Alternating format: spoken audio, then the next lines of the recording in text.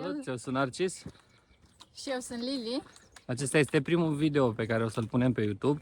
Astăzi o să mergem prin munții Baiului. Da. În dreapta noastră se văd munții Bucegi. Avem un traseu, plecăm prima oară pe Cruce Roșie, da. Să trecem printr-o vale, Valea Zamorei. Da. Apoi o să intrăm pe traseu pe Dungă Roșie și avem Baiul Mic și Baiul Mare. Exact, acolo trebuie să ajungem.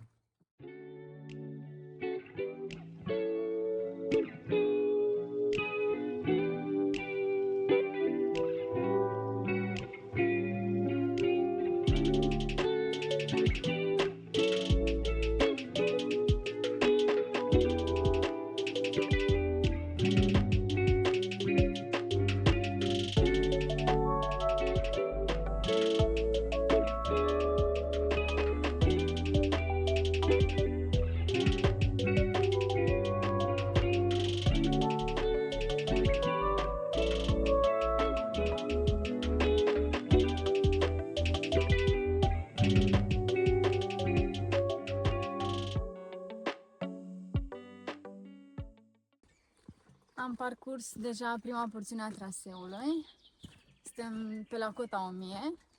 Traseul e foarte lejer, este drum forestier. Multe izvoare. Da, multe pâriașe. Da. Până acum chiar lejer. N-a trebuit să folosim bețele. Suntem ok. Probabil mai sus, după ce ieșim din pădure, o să fie o porțiune puțin mai dificilă. Dar le-am luat cu noi în caz de ceva. Le recomandăm.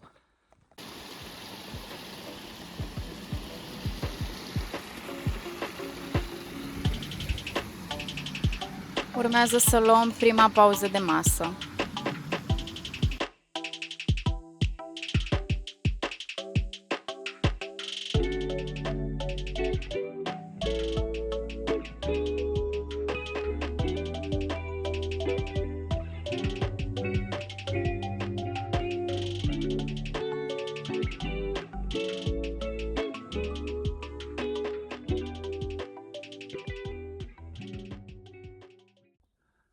Gata, tocmai am ieșit din pădure. În spate avem munții Bucegi, se văd superb. În stânga noastră avem Vârful Zamora. Da. În spate avem Băiuțul. Da. Acolo avem Baiul Mic și Baiul Mare.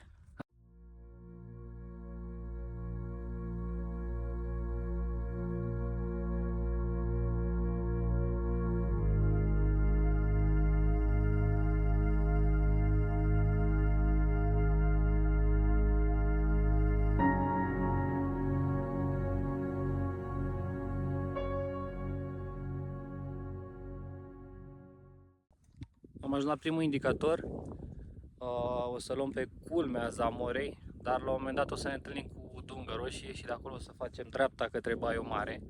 O să mergem practic direct spre vârful Băiuț, o să trecem pe sub Baiul Mic și apoi Baiul Mare.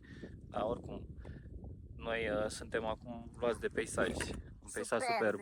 Este superb și în spate se vede și Postăvarul.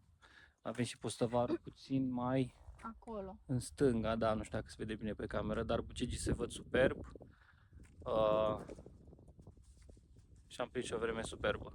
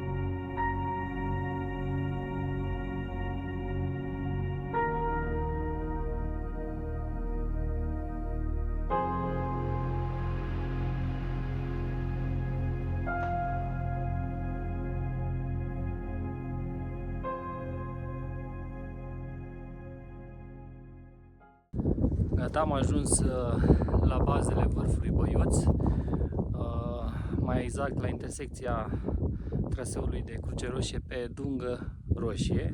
Și noi o să urmăm Dungă Roșie. Da. Băiuț, Baiul Mic și Baiul Mare. Hai să-i dăm tare. Bonus Bucegi. Bucegi în spate, super, plin de zăpadă.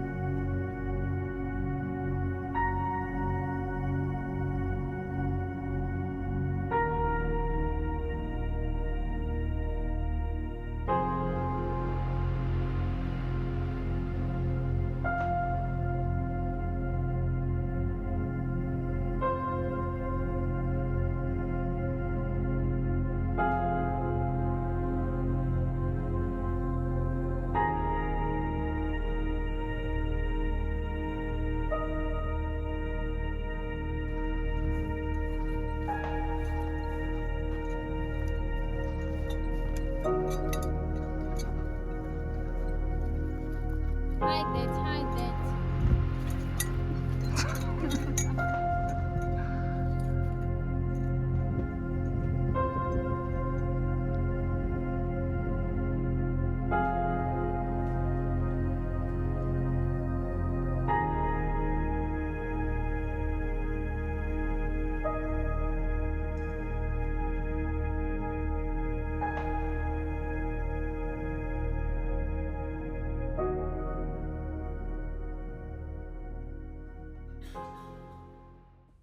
Am ajuns în vârful Baiul Mare. Ultima porțiune de traseu a fost destul de solicitantă. Am urcat, am coborât, zăpadă. Ne-am luat țeapă, am crezut Ne-am că luat vârful e puțin mai în față, dar de fapt cred că am mai mers vreo 3 km. Deci după vârful Baiul Mic am văzut un vârf în față și am crezut că acolo e. Da. Dar era de fapt un indicator. Profităm de vremea frumoasă de care am avut parte astăzi și o să admirăm formațiunile muntoase vizibile de pe vârful Baiul Mare.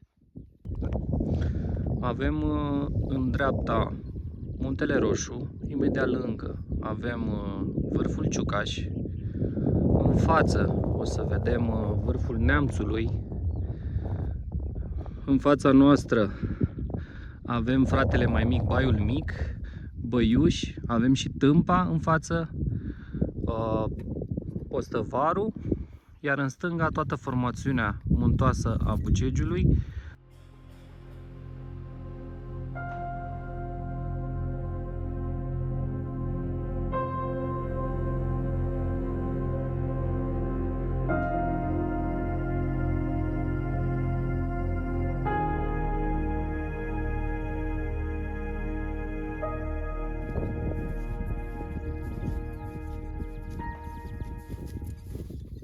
Mulțumim pentru vizionare. Urmează noi trasee la pas.